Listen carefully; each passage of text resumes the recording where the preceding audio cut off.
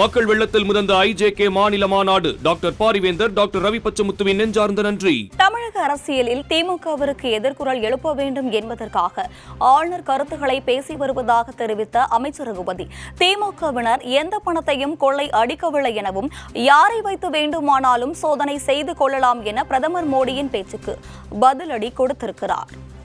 முதல்ல அவர் இந்த 10 பணக்காரங்கள்ட்ட கொடுத்துருக்காரு பாருங்க பணம். அந்த பணத்தை கொண்டு வந்து இந்தியாவில் இருக்க எல்லா மக்களுக்கும் கொடுத்தா இந்தியாவில் இருக்க எல்லாரும் கோடீஸ்வரன் ஆகிடுவான். ஏங்க போய் தமிழ்நாட்டை பற்றி பேசுகிறாரு? இந்தியாவில் இருக்க எல்லாருக்கும் இருக்குது.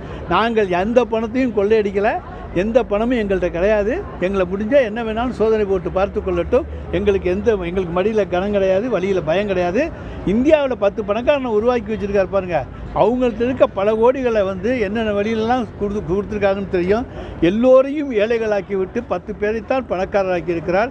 அந்த பெரிய மனுஷன் சொல்கிறதுக்கெல்லாம் மக்கள் மதிப்பு கொடுக்க மாட்டாங்க. அது தேர்தல் அறிவிச்சிருக்காங்கல்ல, அதுக்காக ஒரு கண் துடைப்புக்கான வேலைகளை அவர்கள் எது வேணுமாலும் செய்வாங்க.